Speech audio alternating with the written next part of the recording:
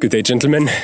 I've been with my girl for over 5.5 years, and our relationship is more exciting now than ever before. And not just that, but I've helped a bunch of the guys in my private mentorship program achieve the exact same result with their relationship. So I want to share some maybe unconventional advice and some harsh truths that no marriage counselor or therapist will ever tell you. Because to be honest with you, a couple of years ago, my relationship was monotonous, boring, and to the point where I didn't really want to spend time with her. But I wanted to be with her. She was an awesome woman and I loved her. I just wanted to figure this out, right? It wasn't like I didn't like her or anything. And so we did figure it out over the last few years. And now it's literally at the point where, like I said back then, we didn't really want to spend time with each other. Now we can't wait to spend time with each other again. I'm very busy. I work 70 hours a week right now. And not just that, but I work out, I spend time with friends, spend time with family. I want my private time sometimes as well. I eat, I sleep, right? So I don't have a lot of time, but the time I have for her, I want to spend that with her and with no one else. And she wants to do the exact same thing. Literally this morning, she was like a little puppy asking me like, when will we see each other again when she left my house, right? And man, that's just very fulfilling, to be honest. Now, you are in the same situation. You are with a woman that you think is awesome. You want to be with this woman. You want to make it work with her, not just work, but thrive with her. But right now you feel like that relationship is kind of holding you back. You're very ambitious. You have goals. You're working towards those goals, but you feel like the relationship is just holding you back and it's boring. It's monotonous. You don't really want to spend time with her, but you don't want that to be the case. You want to figure this out. We will go exactly over what's holding you back right now and then how you can evolve through this, how you can grow through this and get to the other side. Now, man, let's be honest. You are like me a couple of years ago. You're ambitious. You want a deeper connection with your woman. You want more than most people, and you're also willing to do the work for that. You know that you could get with other women if you wanted to, but you don't want to. You want this woman. You want to make this relationship with her thrive. So here's what I did to achieve this. The first thing that you need to realize is where this boredom even comes from. And then the next step is stuff that people just do not tell you because they don't even know this stuff. Boredom in a relationship comes from shallowness, right? The problem is nobody wants a shallow relationship. So why do people have shallow relationships? And this is where it gets interesting. Because shallowness in a relationship comes from fear and from doubt. From either fear of committing or fear of getting hurt, whatever it might be. And those might even go hand in hand at the end of the day, right? To really drive this point home for you so you really internalize this and can take action on it, I need to explain the concept of the 3 stages of relationships for you. The first stage is where people depend on one another. Not just financially or something, but also they don't really feel good about themselves if they're not with a partner. They need a partner to feel whole, right? In the second stage, well, that shifts to feeling whole by yourself, being okay, feeling good by just being yourself. That doesn't mean that you don't want a partner, but you don't need a partner anymore. The difference between those 2 stages, those fucking flies, man. The difference between those 2 stages is the first stage has a lot of polarity, therefore a lot of attraction, but both positively and negatively, right? Polarity just means the difference between the masculine and the feminine sexual essence within 2 partners, which at the end of the day just means one partner is more masculine, the other partner is more feminine, and so you have this pull towards each other, right? Attraction, just like with 2 magnets that are different. If those are the same, well, then they repel each other, just like you're not attracted sexually to your friends, but to your girl, right? And so at the end of the day, polarity in the first stage, but both positively and negatively, meaning you have a lot of differences, which results in, in that sense, passionate sex, but also passionate fights. In the second stage, everything becomes a lot calmer. And this is where you are, because your relationship right now, or most likely at least, because your relationship right now is a bit boring, a bit, just monotonous, right? There's not a lot of polarity, not a lot of attraction, not a lot of passion, not a lot of depth. And at the end of the day, this is where you should be. This is good. It's good that you are here because you can't get to the third stage, which I'll explain in a second, if you don't master the second stage first. You can't move to that third stage just from the first stage, right? So you're already on the right track here. The thing is, the third stage is where pretty much being whole isn't enough anymore. Because if you're whole either by yourself or with a partner, as in second and first stage, you have boundaries, right? You can only be whole or feel whole if you have boundaries that you can fill out, right? In the third stage, those boundaries dissolve. You want to go past every boundary. You want to go deeper, and you want to combine love and polarity. You want to combine compassion with passion, right? And a past client of me, he gave a very interesting analogy here. He said with his girlfriends in the past, his ex-girlfriends in the past, what would often happen is he wanted to climb up the Eiffel Tower with them. This is the analogy that he used. He wanted to climb up the Eiffel Tower with them. But every time he got like halfway up, he got afraid that he might get to the top and then fall off. And so he just, at the halfway point, started climbing back down again. And now with his current girlfriend, he doesn't want that to happen, right? And so with his current girlfriend, not just does he not want this to happen, he wants to get to the top, overcome his fear, overcome his doubts, overcome his fear of getting hurt pretty much, right? And then looking all over Paris. This is how he described the third stage. And I think this actually is a quite good analogy. Now, what's so interesting about fear is that it's kind of hard for most people to define what fear feels like or where fear comes from. At the end of the day, there is this insanely good quote from the spiritual teacher David Deida, who said, "Fear is lack of trust in now. Fear is lack of trust in the current moment." So if you're fearful, you don't trust the current moment. You don't trust that everything will be okay. That's why you feel fear. That's why we feel fear. We feel doubts, right? And so you need to get very clear on why you feel this fear, what you're afraid of, why you don't trust the current moment, why you don't trust yourself maybe, why you don't trust your partner maybe. And then you can do what I'm about to tell you, which is 2 action steps that will massively help you move through this. Before I tell you those, I just want to say, if you enjoyed this video so far, then you will love our high level lovers community. Check it out, link in description, it's free. The main thing that will help you evolve through fear, through doubts, and really be able to build this more exciting relationship, because you're fully able to just let yourself fall and let yourself be, rather than thinking all the time, which will also then help her to open more and open more to your love at the end of the day and make everything more exciting. The first, or the main thing that we need to do is we need to take action and we need to expose ourselves to that fear. But that is not easy for people who are afraid. So we need to do something else first to get to that point where we can expose ourselves to that fear and realize, hey, it's actually not that bad. And that is pretty much everyone who's either anxious or avoidant or both in relationships when it comes to attachment styles, right? What they need to do is effective communication. Effectively communicating what they're actually feeling. And that it's not what they actually want, it's just what they're feeling. I'll give you a perfect example from my life a couple of years ago, because I was very much anxiously attached to my girl, which, to be honest with you, it wasn't her fault. She didn't do anything wrong. She did everything right, to be honest.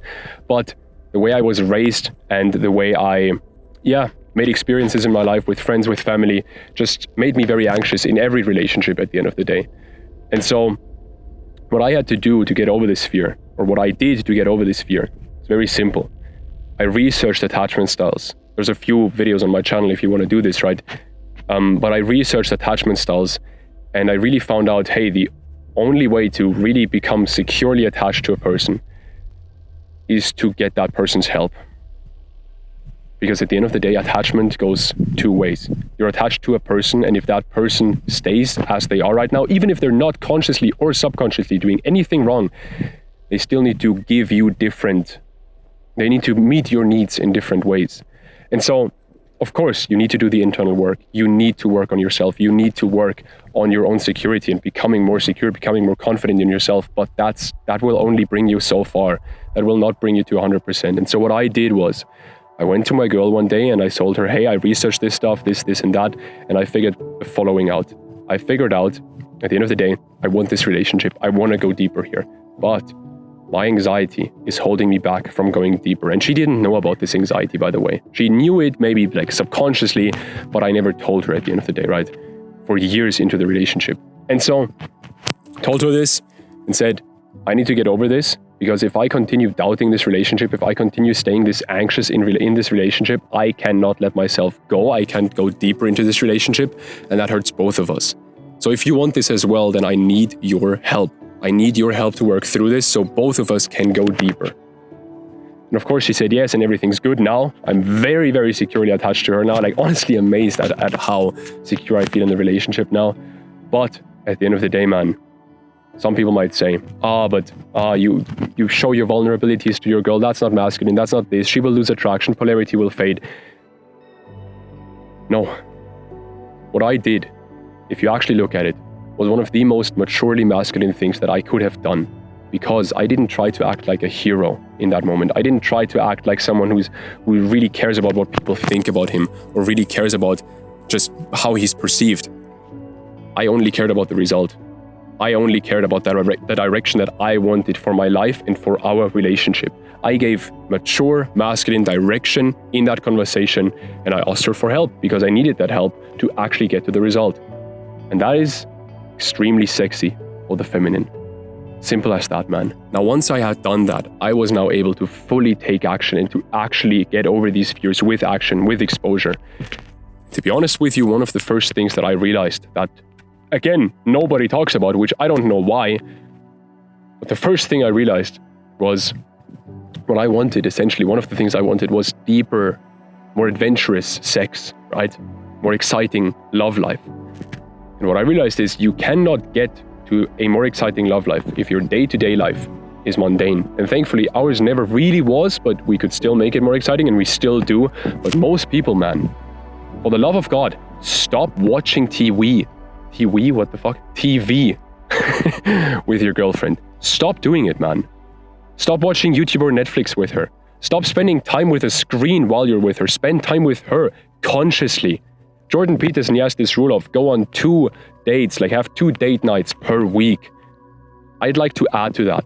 Make those dates exciting, make them memorable, and I'll tell you why in a second. My girl and I, man, we don't just hang out with each other and cuddle a bit and do this and this. No, bro, we go climbing together. We go to the lake that's right over there together. We jump off the dock, we do flips off the dock, we do cliff jumping, we jump off waterfalls, we go on hikes in the mountains here. We're not a lot outside because that alone is memorable. And even if it's just a nice walk along the lake or along some nice nature, man, that is so much more memorable than just sitting in your fucking room and watching TV with her. Because at the end of the day, man, if your day-to-day life is not memorable, then it's not deep, and then it's not intimate. And sexual intimacy comes automatically once you have more intimate, more adventurous, more memorable moments in your day-to-day life. And for the love of God, please do not ask her, what do you want to do tonight? Because at the end of the day, what will happen there is very simple. If she is the more feminine person in the relationship, then she doesn't want to lead. And then also, you don't want to be led. You want to lead. You are the more masculine person in the relationship, meaning you want to take the lead. But don't rule over her. That will not get you to the 3rd stage. If you start ruling over and telling her, hey, we'll do this, before she fully trusts your masculine direction, then she will resist. She will protest against it. She will say, no, you want to do this? We'll do the exact opposite. I want to do the exact opposite, right? And then a fight breaks out. So don't rule over her. What you do is very simple. You make a specific plan. You tell her, hey, on Tuesday, the weather is nice. We could do this, we could do that. I'll pick you up at 3 p.m. What do you think? Because then you make the plan, you have that direction, and of course make a plan that both of you will like. And then she is able to either say yes or no, or counter with some other thing, which will then give you more information on what she actually likes to do, and maybe you like doing that as well, or you can find a middle ground that works for both of you. But at the end of the day, man, that will combine masculine direction with love and with compassion that you need to get to that 3rd stage. Because after a while, once you're in that 3rd stage, you know her core enough, and she trusts your core enough for you to take the lead fully. And for you to just literally make the decision of like, hey, we'll do this now. And she will want to do that as well. And again, not ruling over her, but doing it out of love, doing it out of compassion, doing it out of wanting a deeper relationship with her that will benefit both you and her. Never doing it out of ego or out of wanting to control, wanting to make her depend on you or anything like that. I think you understand what I mean here. Just don't be immature about it. And one more thing on that point, which is so crucial. So many people, so many men especially, get this completely wrong in relationships. When you make that plan for Tuesday, whatever, right? And you really want to go and she just doesn't want to go. and she actually doesn't want to go. There's a fly on my camera lens. I hope that isn't too distracting. She doesn't want to go. Fully. Not even like kind of resisting and then still going, but she fully doesn't want to go. She wants to be alone. She wants to do something else, right? That's okay. But still go on your own. Still do it on your own. Because the moment that you don't do something just because she doesn't want to do something, even though, oh, this is a mosquito, bro, insects. But I love nature. We're okay with insects. That's why I don't do anything against the fly here. I have this deeper compassion nowadays for animals where I don't even kill a fly anymore because I just couldn't care less, to be honest. Anyway, the moment you don't do something just because she doesn't want to go with you, you will start resenting her again. That will build resentment because you will again feel like the relationship is holding you back from living the life that you actually want to live. Don't let your relationship hold you back. Just do what you want to do, and sometimes just let her be. And other times, kind of push a little bit. And like maybe if you're already at that stage in your relationship where you're able to do that, maybe just lift her up off the sofa and just lift her up and put her outside the door and just close the door and say, we're going for a walk now. That works. Once you're at that stage, don't do this too early. It will end up in a huge fight. But you can get to that stage where she trusts you enough and where you can feel into her core while she's kind of resisting, where she then actually just, you realize, hey, she wants to go. She's just kind of testing me. She's just kind of testing what kind of man I am, right? Whether I notice she actually wants to go, even though she says she doesn't want to go. But that's for maybe the future. Maybe you're not at that stage yet. Now, to fully drive this home for you so you really can start implementing this, I need to say one more thing. When spending time with her, quality over quantity. You've already heard that, but let's go deeper. Because at the end of the day, why quality over quantity? Well, distance builds attraction a bit. Why does distance build attraction? Simple. Because the more masculine people restore their masculinity in solitude and with other masculine people, and the exact same truth for the feminine. And of course, you miss each other a bit, right? That helps to then, want each other again. And honestly, this is most important for me. You get all your stuff done while you're alone, while you're apart from each other. You get everything done. And then you don't have any thoughts about work or any thoughts about anything else in your head, and you can be fully present with each other.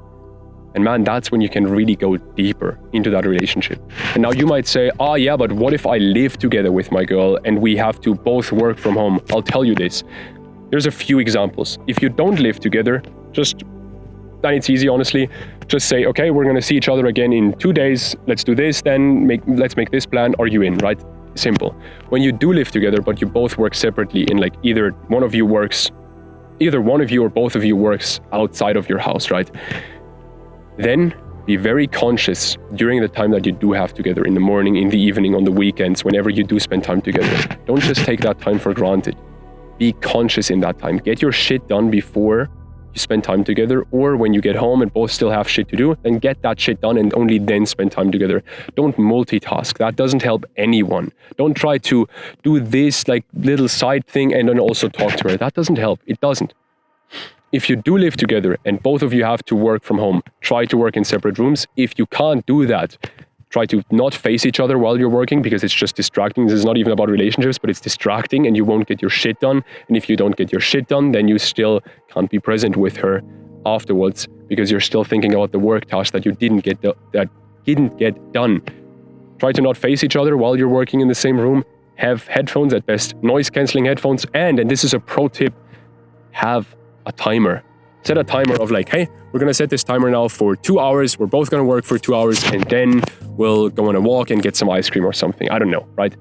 Again, do something memorable. Don't just, we'll go for a walk and we'll do the same walk that we do every day. That's not memorable, right? So that is how you really do this, because at the end of the day, the principle that really counts here with quality over quantity, and this is what I mentioned earlier with let's go deeper here. The principle is, there's this German saying, I'm German if you couldn't tell already. There's this German saying that goes, Vorfreude ist die schönste Freude. What that means is, joyful anticipation is the greatest joy. And you know what I'm talking about here, because I know for a fact that a couple of years ago, when you were still in school, you had a field trip the next day, and you couldn't fall asleep, and you were already so joyful, even though you weren't even experiencing the field trip yet. Like, it's still 12 hours until you even start the field trip, but you can't fall asleep because you're already in your head experiencing it. You're already imagining it joyfully. anticipating it. And the exact same thing is true about relationships. When I tell my girl, hey, in 2 days we're going to do this and this and this, both of us are already thinking, oh, that's going to be so cool and that's going to be so cool. And we both already make up our mind of like, hey, this is what we can do. We have new ideas and we joyfully anticipate spending time with each other. And then, of course, we will enjoy spending time with each other. Now, brother, let me ask you this. Why would a relationship become boring over time? Why would that happen? There's only one reason. There's one reason, and that reason is that most people, 99% of people, think, oh, the butterflies are gone, the honeymoon phase is over, I guess this relationship becomes boring like all the other relationships now. What they don't know, though, is that most married people, they don't even really know each other. And not just that, but they haven't built the skills to actually make their relationship thrive, to actually make it adventurous. They just simply haven't built those skills. They haven't overcome those fears. They haven't overcome those doubts that they have. They have not built the skills to go deeper into that third stage relationship. There's a tiny spider on my hand. I don't know if you can see that. Cute as fuck. Anyway, if you are a very ambitious man and you are looking to turn your relationship into that adventurous, inspiring third stage relationship, and this is the reason you watch this video now, then what I want you to do is I want you to join our free community. It's called the High Level Lovers Community, and that's exactly what it's for. It's for ambitious guys. It's built specifically for ambitious guys. And in there are already over 160 men who learn from me and from each other about how to reach this deep, thriving third stage relationship. Honestly, it's the quickest and easiest way I know to achieve that relationship, and I've made it completely for free because I want everyone to have access to this kind of knowledge. So if you're interested, there's a link in the description right now. You can check it out. And yeah, it takes 1 minute to sign up completely for free. You can leave at any time if you want to, but nobody ever does. Yeah, I'll see you in there. I'm excited to talk to you there.